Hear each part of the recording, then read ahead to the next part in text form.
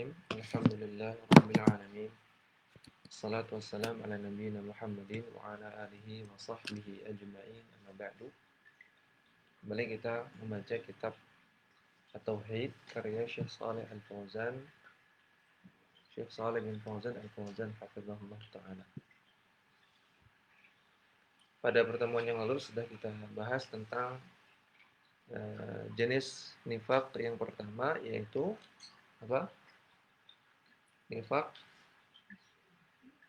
akbar, atau disebut juga dengan nifaq i'tiqadi. Betul. Nah, sekarang akan kita baca penjelasan beliau tentang jenis nifaq yang kedua. Beliau mengatakan an-naw'u tsani, jenis nifaq yang kedua, yaitu an-nifaqul amali, nifaq amali. Wa huwa amalu syai'in min a'malil munafiqina, yaitu melakukan satu jenis dari perbuatan orang-orang munafikin. Ma baqa'il imani fil qalbi, namun dengan tetap menjaga adanya iman dalam hati. Artinya tetap ada iman dalam hati. Nifaq amali itu artinya melakukan salah satu perbuatan orang munafik. Makanya disebut amali, karena melakukan perbuatan yang biasanya dilakukan oleh orang munafik. Sehingga nifaq amali ini tidak mengeluarkan orang dari Islam, karena dia melakukan salah satu kebiasaan orang munafik. Sehingga dia bukan orang munafik yang murni munafik. Wa hadza la yukhriju minal millati. Maka yang seperti ini tidak mengeluarkan dari Islam. Namun lakinnahu wasilatun ila dzalika. Namun orang yang melakukan nifaq amali tersebut menjadi wasilah, menjadi sarana untuk keluar dari Islam, menjadi sarana untuk melakukan nifaq akbar.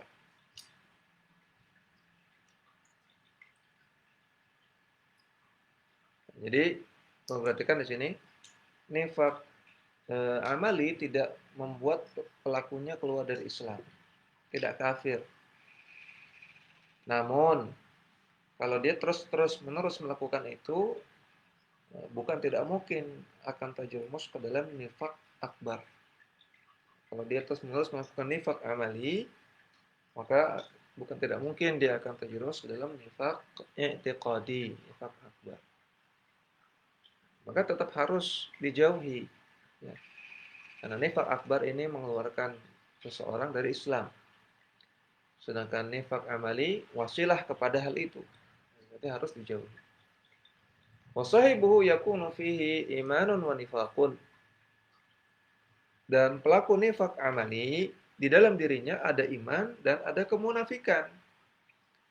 Ada bagian keimanan dan ada bagian kemunafikan. Wa idza kathura shara bisababihi munafiqan khalisan. Kalau dia melakukan banyak perbuatan nifaq amali, maka dengan sebab itu dia akan menjadi orang munafik yang murni, munafik yang keluar dari Islam. Ya, waliyadzubillah. Wa dalilu alaihi qauluhu sallallahu alaihi wasallam. Dalilnya adalah sabda Nabi sallallahu alaihi wasallam, arba'un man kunna fihi kana munafiqan khalisan. Ada 4 perkara yang kalau perkara ini ada dalam diri seseorang, maka dia menjadi munafik murni. Nah, kalau kita lihat penjelasan Syekh Shalih Fauzan sebelumnya, cara memahami hadis ini adalah Nabi mengatakan 4 perkara yang kalau 4 ini ada dalam diri seseorang, maka dia menjadi munafik murni. Maksudnya, idza katsura, kalau banyak. Kalau dia terus-menerus, kalau dibiasakan, kalau menjadi kebiasaan dia. 4 perkara ini menjadi kebiasaan dia. Ini cara memahami hadis ini. Bukan sekali melakukan langsung munafiqan khalisan, bukan. Ya, bukan sekali melakukan langsung kafir, enggak. Ini cara memahami yang salah. Ya, sebagaimana nanti contoh di antara yang Nabi sebutkan adalah berbohong. Bukan berarti kalau orang bohong langsung kafir, enggak. Nah, ini pemahaman Khawarij. Ya, eh, dengan bermodalkan apa namanya? Memahami secara dangkal. Kata Nabi ini kalau melakukan salah satu dari empat ini munafikan khalisan. Munafikan khalisan kafir kalau dari Islam. Berarti berbohong kalau dari Islam. Nah, ini tidak benar. Namun maksudnya idza katsura. Kalau banyak bohong. Ya, kalau banyak bohong, kalau bohong itu jadi kebiasaan, maka bisa jadi menjerumuskan dia ke dalam nifak akbar, nifak i'tiqadi. Itu maksudnya. Wa man kanat fihi khuslatun minhunna kanat fihi khuslatun minan nifaq hatta yada'ah. Dan kalau ada orang yang memiliki satu saja dari empat ini, maka dia telah memiliki satu dari perbuatan kemunafikan sampai dia meninggalkannya. Apa saja itu? Yang pertama, idza u'tumina khana. Di antara perbuatan orang munafik, di antara ciri orang munafik adalah kalau diberi amanah, maka dia berkhianat. Kalau diberi amanah, dia berkhianat. Ada beberapa akad, ada beberapa akad yang termasuk dalam akad amanah. Di antaranya uh, akad wadiah, menitip. Di antaranya akad wakalah, ya. Kemudian uh, wadiah, wakalah, apalagi? Ya. Juga akad mudharabah juga amanah, ya. Karena dia megang uang investor. Dia megang juga mengemban jabatan yang mengemban jabatan yang terkait dengan hak orang lain, mengemban pekerjaan yang terkait dengan hak orang lain, mengemban jabatan yang terkait dengan hak orang banyak, itu semua amanah. Nah, ketika amanah tidak dilakukan dengan baik, maka namanya khianah, namanya khianat. Ya, jadi berkhianat itu definisinya tidak amanah, itu namanya khianat, tidak amanah.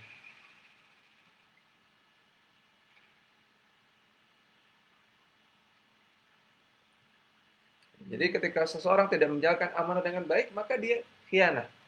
Dititipi barang, ya. Nah, tolong dong saya titip barang saya, misalnya motor. Saya mau safar dulu, tolong motor saya dijaga. Kemudian sama yang dititipin ternyata tidak dijaga dengan baik. Ya, ditaruh di luar, ya, tidak dikunci setang, tidak dirawat. Mana tidak amanah. Nah, ketika dia tidak amanah, ini namanya khianat. Ya. Jadi khianat itu nggak hanya dalam apa ya, dalam hubungan suami istri, hanya dalam perang. Ya. Ketika tidak menunaikan amanah, namanya khianah, namanya khianat. Dititipi barang tidak dijaga dengan baik, khianat. Dititipi uang donatur, ya, takmir masjid, pengurus masjid dititipi uang donatur masjid, malah dipakai sendiri, ini namanya khianat. Malah dipakai untuk kepentingan selain masjid, ini namanya khianat. Kan donatur masjid niatnya saya sumbang uang saya ini Rp500 untuk kepentingan masjid, untuk beli sabun, untuk beli apa namanya, pembersih lantai, untuk pahar ruangan masjid, beli karpet masjid, dan lain-lain. Nah, ketika malah disumbangkan, ya disumbangkan ke tempat lain, sumbangkan untuk orang miskin, atau digunakan untuk bangun jalan. Nah, ini sudah tidak amanah. Kalau uang masjid dipakai untuk bangun jalan. Nah, orang yang nyumbang itu inginnya untuk masjid. Nah, ini bentuk-bentuk khianat. Yang kedua, wa idza hadatsa kadzaba. Kalau berkata-kata dia berdusta. Maka dusta itu ciri orang munafik. Perbuatan orang munafik. Termasuk nifaq amali. Wa idza ahada ghadara. Dan kalau membuat perjanjian dia ingkar janji. Membuat perjanjian ingkar janji. Wa idza khasama fajara. Kalau dia berdebat dia melakukan kecurangan. Kalau dia berdiskusi, berdebat, dia melakukan kecurangan, misalnya dengan menggunakan data yang palsu, dengan menukil perkataan yang dipotong sehingga mengubah konteks. Ya, kemudian dia dengan menjatuhkan person di luar dari pembahasan malah menjatuhkan lawan debatnya, lawan diskusi, menjatuhkan personal dari lawan debat. Nah, ini ciri orang munafik. Disebutkan dalam kitab Al-Wajibat, penulis kitab Al-Wajibat, yaitu Syekh Abdullah bin Ibrahim Al-Qara'awi, beliau mengatakan an-nifaqu al-amaliyu khamsatu anwa'. Nifaq amali 5. Beliau menyebutkan hadisnya, beliau bersabda, ayatul munafiqi thalathun. Tanda-tanda orang munafik ada 3. Idza haddatsa kadzaba. Kalau bicara dia berdusta. Wa idza wa'ada akhlafa. Dan kalau bikin janji dia mengingkari. Ini yang tadi belum disebutkan, ya kan? Yang ciri orang munafik tambahan selain disebutkan oleh beliau di Syekh Shalih Fauzan di sini adalah kalau membuat janji ingkar janji. Wa idza wa'ada. Kalau ini bikin janji bukan bikin perjanjian. Kalau perjanjian itu lebih kepada perjanjian yang tertulis. Ya, seperti perjanjian Hudaybiyah. Seperti itu. Kalau ini bikin janji, nanti datang ya, sore kita ada rapat. Oh iya, nah ini janji. Wa'id, al-wa'ad janji. Misalnya seperti dalam jual beli, ya. Ketika konsumen itu mesen, itu janji wa'ad bil bai'. Ya, gimana sih? Sudah ada belum barangnya? Ya, misalnya ada, tapi nanti siang baru nyampe. Oh iya nanti ya. Nah, ini janji. Dia janji mau beli. Nanti ya saya beli. Ini janji untuk beli.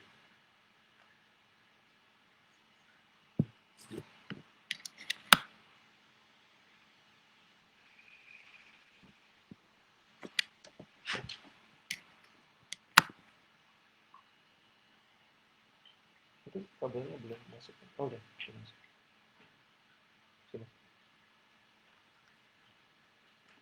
Nah, janji ini hukum asalnya wajib ditepati. Ya karena tadi kalau tidak ditepati termasuk ciri orang munafik, termasuk nifaq amali. Mengingkari janji nggak boleh. Ketika sudah berjanji, walaupun janji itu tidak harus mengatakan saya berjanji, enggak ya. Janji itu ya kita paham. Oh ya nanti saya akan datang, saya akan lakukan, janji semua. Ya, saya akan berikan, saya ini itu janji. Pada asalnya itu harus ditepati. Kalau tidak ditepati, maka apa tadi? Ciri orang munafik, nggak boleh. Haram. Mengingkari janji itu hukumnya haram. Namun ketika ada uzur, ketika ada kesulitan, boleh membatalkan janji.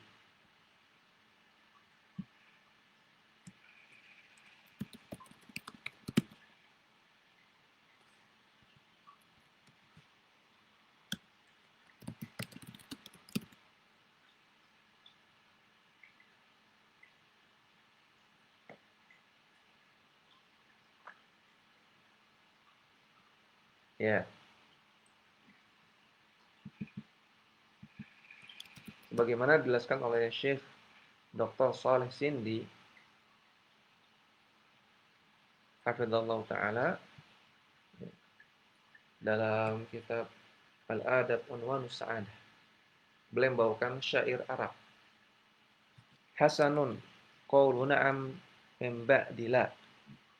Suatu kebaikan kalau seseorang mengatakan ya padahal sebelumnya mengatakan tidak. Wa qabihun qaulu la ba'dan na'am. Suatu keburukan kalau mengatakan tidak padahal sebelumnya sudah bilang iya. Berarti ingkar janji. Sebelumnya sudah bilang iya, tapi ketika ditagih bilangnya wah tidak, nggak bisa datang. Iya nanti saya datang. Tapi ketika ditunggu, wah saya nggak jadi datang. Ini qabihun, akhlak yang buruk. Wa man qala la fi hajatin matlubun fima zulima. Atau matlubun fama zalama.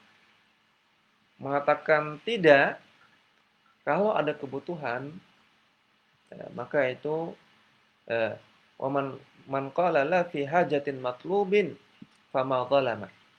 Mengatakan tidak kalau ada kebutuhan yang memang dibutuhkan, fama zalama, maka bukan orang zalim. Ya, ini menunjukkan bahwasanya kalau membatalkan janji karena ada kebutuhan nggak apa-apa.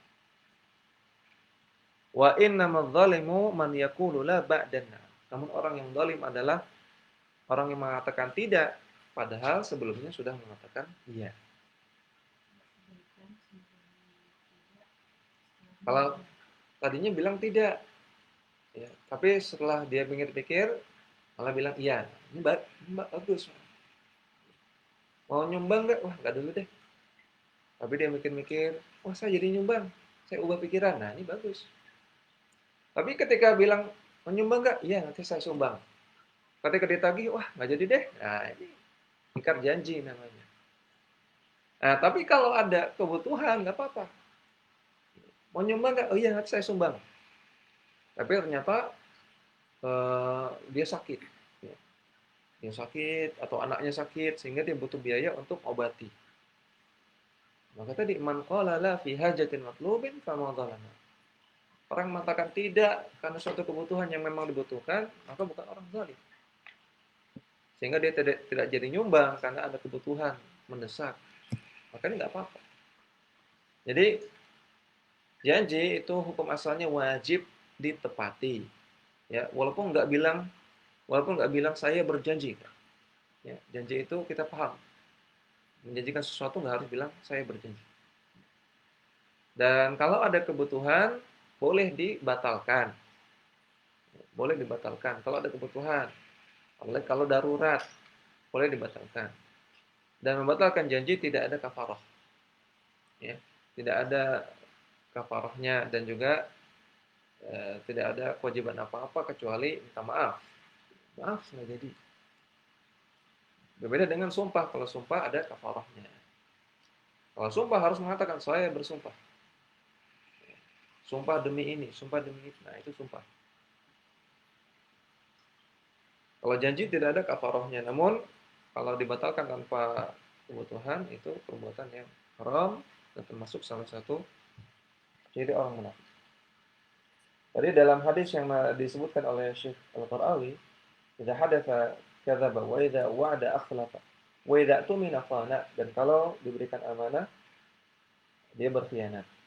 Wa fi riwayatin dan riwayat yang lain, "Fa idza khasama fajara wa idza ahda ghadara." Kalau berdebat maka dia berbuat curang, kalau dia membuat perjanjian ya, maka dia mengingkari perjanjian. Jadi 5 ciri orang munafik. Berdusta, mengingkari janji, berkhianat, berbuat curang ketika berdebat, dan mengingkari perjanjian, mengingkari kesepakatan. Ya. Jadi ada arti kesepakatan, persyaratan. Ya, namun ini bukan pembatasan. Bukan berarti ciri kemunafikan yang termasuk nifaq amali cuma 5. Namun ini yang paling banyak terjadi, ya, yang Nabi sebutkan.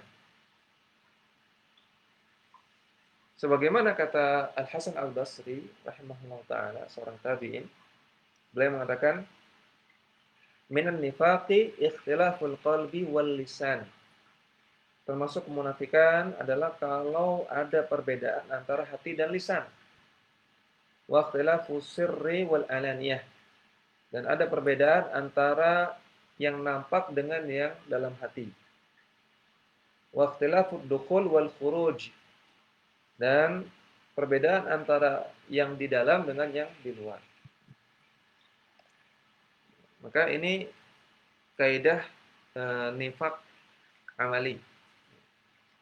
Kalau orang beda antara luar dengan dalamnya, maka itu termasuk kemunafikan. Dia nyuruh orang, tapi dia sendiri lakukan. Misalnya, eh, apa misalnya? Ayo sholat. Ayo sholat. Dia nggak sholat. Ini termasuk nifak. Atau dia ngelarang orang, dia sendiri lakukan. Dia nyuruh orang, dia nggak lakukan. Ini nifak. Dia larang orang, dia sendiri lakukan. Yo, jangan mabok, jangan minum khamr. Tapi ketika dia sendirian, dia minum khamr. Namanya termasuk nifak juga. Namun nifak amali ya. Bukan berarti ketika orang nyuruh sholat, dia jangan sholat. Orang melarang minum khamr, kemudian dia minum khamr langsung kafir. Enggak. Ini nifak amali. Kemudian di sini Syekh Shalih Fauzan mengatakan, "Faman ijtama'at fihi hadhil khisal al-arba'u faqad ijtama'a fihi syarr." Orang yang mengumpulkan 4 sifat ini, maka dia telah mengumpulkan keburukan. Wa khallasat fihi nu'utul munafiqin. Dan terkumpul dalam dirinya sifat-sifat orang munafik. Wa man kana fihi wahidatun minha shara fihi khuslatun minan nifaq. Orang yang hanya memiliki salah satu saja, maka dia memiliki satu sifat orang munafik. Fa innahu qad yajtami'u fil abdi khisalu khairin wa khisalu syarrin wa khisalu imanin wa khisalu kufrin wa nifaq. Dan terkadang memang dalam diri seseorang hamba terkumpul sifat-sifat baik dan sifat-sifat buruk, dan sifat-sifat iman dan sifat-sifat kufur dan nifaq.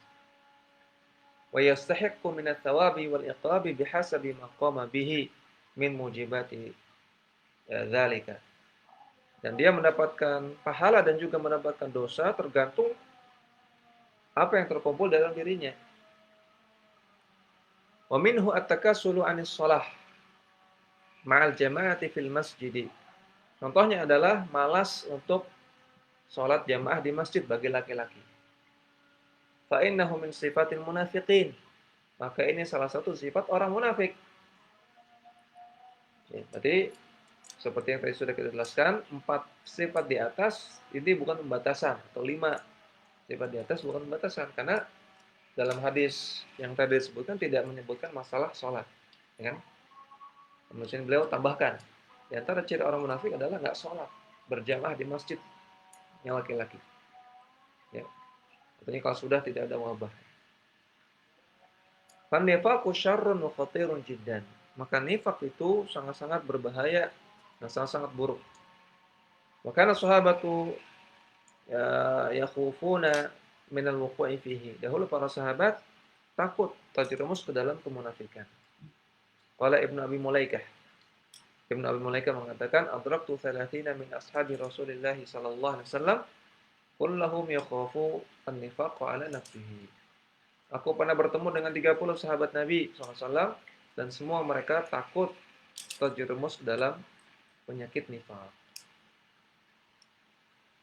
Ya, maka karena nifak itu seperti itu tadi, beda antara amalan dengan hati, beda antara zahir dengan batin. Ini sesuatu yang sangat-sangat sering menimpa kita. Maka kita jangan merasa aman. Kita anjurkan orang melakukan sholat sunnah, kita pun jarang melakukan sholat sunnah. Ini ada unsur nifak di dalamnya. Kita anjurkan orang jangan marah, kita sendiri suka marah-marah. kita anjurkan orang untuk sabar, kita sendiri suka nggak sabar, ya nggak? Kita sering anjurkan orang untuk berkata-kata lemah lembut, kita sendiri sering berkata kasar. Nah, ini perkara-perkara yang sering menimpa kita.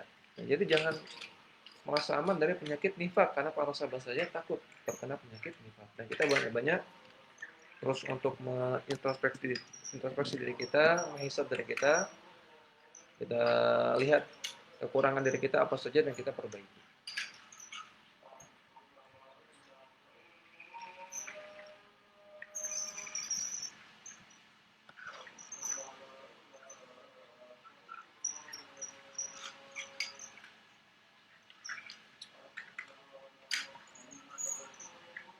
Ya, demikian dulu yang bisa kita share, mudah-mudahan bermanfaat. Wassalamualaikum warahmatullahi wabarakatuh. Wa akhiru da'wana alhamdulillahi rabbil alamin. Subhanakallahumma wa bihamdika asyhadu an la ilaha illa anta astaghfiruka wa atubu ilaik. Assalamualaikum warahmatullahi wabarakatuh.